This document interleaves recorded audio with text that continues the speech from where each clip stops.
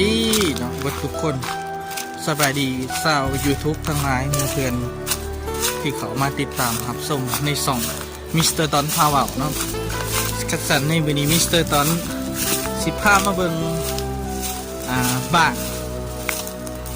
นไม่เฒ่าเนาะก็คือบ้านเมียของมิสเตอร์ตอนเองเนาะแต่สิพามาเบิ่งแม่น้ำหินบูนเนาะว่ามันงามมันเป็นตาเบิงเป็นตาส้มเป็นตาอาบสำไดสันทำไปเบิงน้ำกันเลยเนาะไปนี่เนาะกับแม่นแม่น้ำหินบูนเนาะที่อยู่ในส่วงเวลาประมาณ5:30หรือ6:00เนาะเพื่อเวลายามแรงพอดีแล้วก็แม่นป่ายหามเนาะเป็นหามเข้าไปเอาหามโดดลงหามเข้าไปในเขตเขื่อนไฟฟ้าเนาะของแม่น้ำหินบูนที่กำลังสร้างเนาะและนี่ก็เป็นธรรมชาติของบ้านแม่เฒ่าของมิสเตอร์ตอนเองเนาะจะได้งามในเมืองซูมในบนเครื่องไฟฟ้าเครื่องไฟฟ้ายามแรงก็ถือว่าตกอยู่ประมาณ50-60%เนาะโดยยังบ่ทันได้แล้วคือเป็นตะพังเนี่ยตะพังมีแต่หินหน่อยใหญ่ๆเนาะตะกี้น้ำเต็มเนาะเท่านี้เนาะแต่ว่าตกมาแล้วดูแหลกแล้วน้ำมันบกเนาะแต่ถือว่าเป็นอีกวันหนึ่งที่เป็นตะลิ่นมาอยู่ไกลๆกับเพื่อนเมียของมิสเตอร์ตอนเนาะคือบ้านไม่เฒ่าอยู่แขวงขมวนเมืองหินบูนบ้านสามัคคีไส้ประมาณนั้นหรือว่าเกต2 ห้องนี่ก็เป็นการหาปลาของเมฆประชาชนเนาะนี่เป็นกำลังสงสัยใส่หม้อบอกด้วยได้ไหมสงสัยใส่หม้อนี่นี่ถือไปดิทำไปบนน้ำกันเนาะน้ำเพื่อนเขาไปจากกันอยู่แถวเทิงมาละ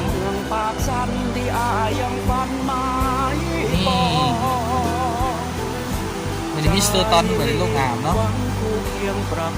นี่มาเบิกประชาป่าได้อยู่วะบ่ถือก็ได้คนละส่วนนี้หนามันบกแห้งก็เลยบ่ถือคนละ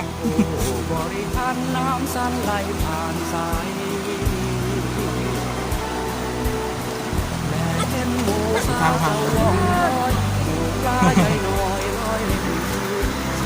บริใจมองมาจ้ะ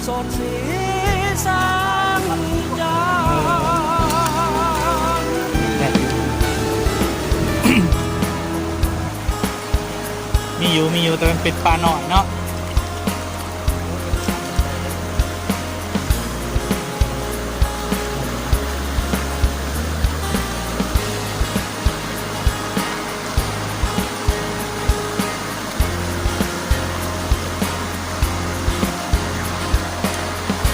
ตั้งความบุญก็เป็นคนไทยคนงามชาวนา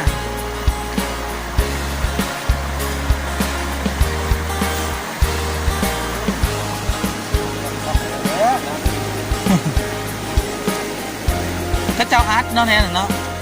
แต่เก่าก็เจ้าก็เปิดว่ะก็เจ้าเปิดห้องเดียวประตูหน้า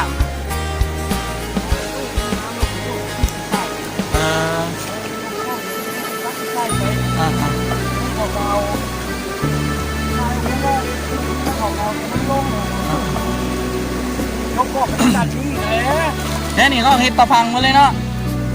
แค่หัวเงินพอเท่าอ้างอ่ะ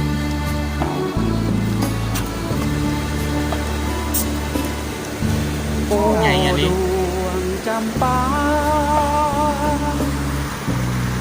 เย็น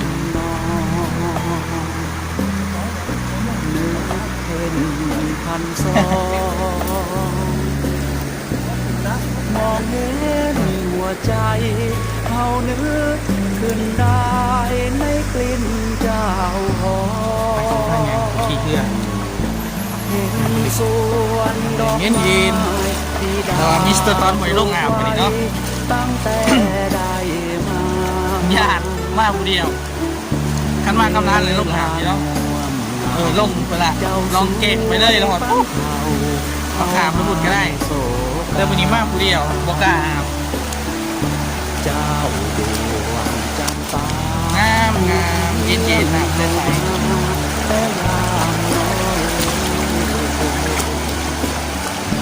ติดเจ้าสำคัญ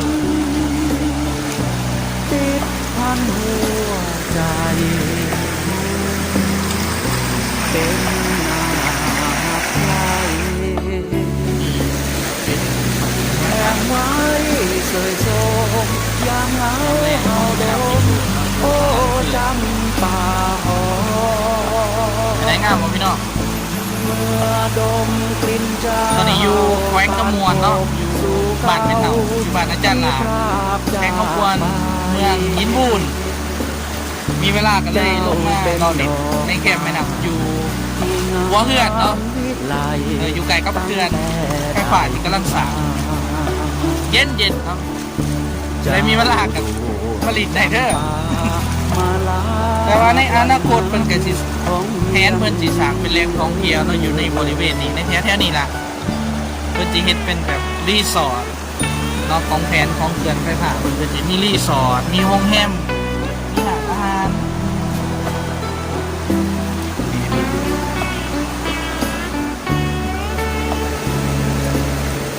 นี่เรือพอกกันมา2 คนสิพาขี่หลอกเลยทีเนาะมากเดียวโอกาสที่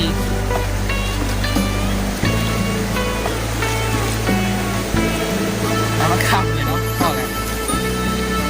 จะได้กับผากส่องนี้เด้อพี่น้องมูฟูที่เขามาติดตามเป็นส่องใหม่เนาะติดอยากเห็นส่อง YouTube เป็นของตัวเองจุดประสงค์แต่บัวได้มียังหวังว่าเราเพียงแต่ว่าอยากถ่ายทอดวิดีโอต่างๆที่ตัวเองสร้างแต่รับประกันว่ามีสาระเนาะมีเป็นสิ่งที่น่าเบิ่งมีสาระและมีความหมายอยู่ในวิดีโอต่างๆที่ตัวเองสร้างบอดี้และบ่มีจุดประสงค์ที่จะใส่ขายฝ่ายซีต่อกับโครงการจัดตั้งหรือว่าเวียดนามใดๆเนาะข้าพเจ้าจะเอาพยายามเอาคลิปเกี่ยวกับความรู้ภาษาอังกฤษหรือว่าแรงท่องเที่ยวที่ต้นได้ไปเนาะเลือกคลิปตลกประมาณนี้คลิปทั่วไปเนาะลงในคิดว่าคลิปของมิสเตอร์ตอนเป็นที่ประทับใจหรือว่าเพิ่งพอใจกันอย่าลืมพากดไลค์เนาะกดแชร์แล้วก็กดติดตามเด้อเพื่อว่าให้มีผู้ติดตามหลายๆเพื่อว่าเป็นกำลังใจกับมิสเตอร์ตอนไปท้าทายบอลงามๆมาให้พี่น้องงามมาดูเนาะมาเบิกกันเนาะขอบใจหลายๆบายสบายดีมือนี่ใครที่เขามาเบิ่งซ่องมิสเตอร์ตอนพาว้าวอย่าลืมยังก็อย่าลืมกดไลค์กดแชร์พวกเฮาในเด้ออย่าลืมยังอีกกันสุดท้ายลืมกดติดตามให้พวกเฮาในเด้อเจอกันคลิปต่อไปบ๊ายบาย